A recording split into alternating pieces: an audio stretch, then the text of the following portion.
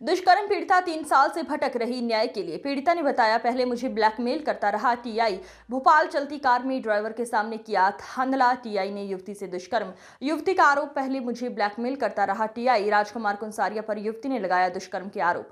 युवती ने कहा, पहली बार 2022 में शिकायत की थी। युवती ने बताया कि 2 साल पहले अयोध्या नगर में ढाबे पर राजकुमार के संपर्क में आई थी।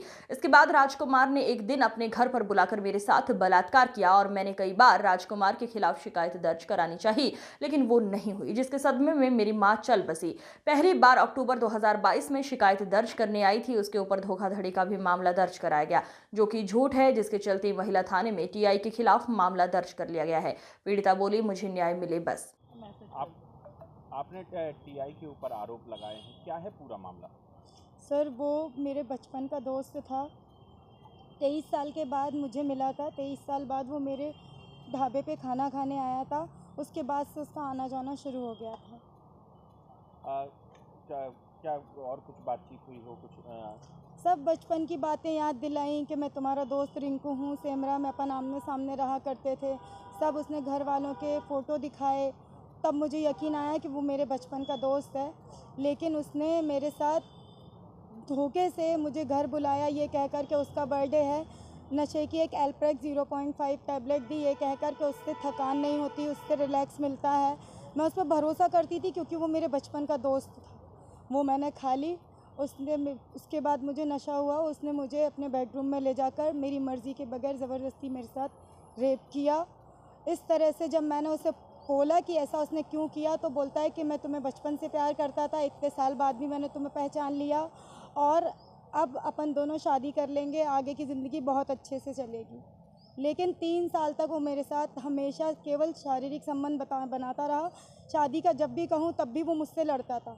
एक रात उसने मुझे, मलिक खान उसके दोस्त से मैंने पूछ लिया था, उसका ड्राइवर था, कि वो कहाँ है। वो मेरा फ़ोन नहीं उठा रहा था। उसका पचमढ़ी पीटीएस ट्रांसफ़र हो गया था, टीआई बन गया था, तो उसने मुझे फ़ोन उठाना, बात करना बहुत कम कर दिया था। इस बात पर उसने मुझे सोहागपुर बुलवाया। वहाँ उसने अपनी गाड़ी में मुझे बिठाया। चलती गाड़ी में उसने मेरे साथ रेप किया उसके ड्राइवर के सामने, और वहीं मुझे मरने के लिए छोड़कर चला आया। मैं वहाँ से सीधी भोपाल पहुँची। भोपाल आके मैंने महिला थाने आई रात में 3 बजे। यहाँ आके मेरी टीआई मैडम से, जो यहाँ कांस्टेबल मैडम थी, उन्होंने फ़ोन पर बात करवाई अजीता नायर से।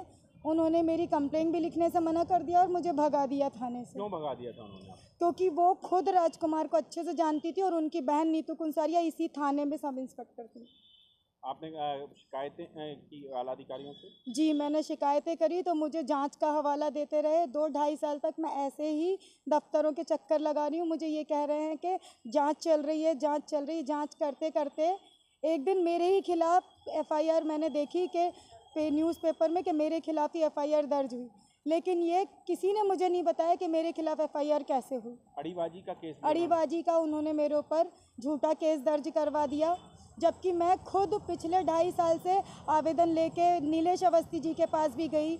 इससे पहले पवन सहन जी थे, उनके पास भी आवेदन लेके गई, लेकिन कुछ नहीं हुआ। थाने में पवन सहन जी ने नीतू कुंसारिया को बुलवा लिया। उन्होंने मेरा आवेदन भी फाड़ कर फेंक दिया, मेरा मोबाइल छीन लिया, मेरे फ़ोन में जितने फ़ोटो वीडियो चैट राजकुमार की थी वो सब डिलीट कर दिया और मेरा फ़ोन भी वो अपने साथ ले गई। अब कैसे एफआईआर दर्ज हुई? अब मैंने डीजीपी साहब को आवेदन दिया था, जन सुनवाई में गई थी। वहाँ से मुझे कमिश्नर साहब के यहाँ भेजा गया। वहाँ निधि सक्सेना मैडम मिली, उनको मैंने सारी बात की जानकारी दी, तब उन्होंने मुझे यहाँ थाने भेजा, महिला थाने, तब एफआईआर हुई है। मामला आया है जिसमें टीआई पर एक युवती ने रेप का आरोप लगाया है। थांदला थाने में टीआई इस वक्त पदस्थ है। क्या पूरा मामला है? मैम, मामला ये है कि वर्ष 2019 से ये युवती उनके संपर्क में थी। युवती का कहना ये है कि ये बचपन के दोस्त हैं महिला के, किंतु बीच में कुछ गैप हो गया था। उसके बाद 2019 में इनकी पोस्टिंग इसमें हुई, ये अयोध्या नगर थाने में। तभी इनका आना जाना रहा उनके ढाबे पे, जहाँ पे युवती ढाबा चलाती थी। तो उसी से उनके प्रेम प्रसंग बने और फिर युवती से शादी के लिए बोला गया और फिर शादी के लिए मना कर दिया गया, तो जिस बात से उसने एफआईआर दर्ज करवाई है। युवती ने क्या आरोप लगाए हैं? युवती ने यही आरोप लगाए हैं कि इन्होंने मुझे शादी का झांसा देके मेरा शारीरिक शोषण किया है, जो कि गलत है, और फिर शादी करने से मना कर दिया। क्या कोई गिरफ्तारी इस पूरे मामले में? जी मैम, अभी गिरफ्तारी के लिए हम बिल्कुल पूरा एफर्ट कर रहे हैं। उनकी अभी उनके घर पे भी गई थी टीम, तो घर पे नहीं मिले, जो कि अयोध्या नगर में उनका निवास है, उनकी पत्नी और बच्चे रहते हैं।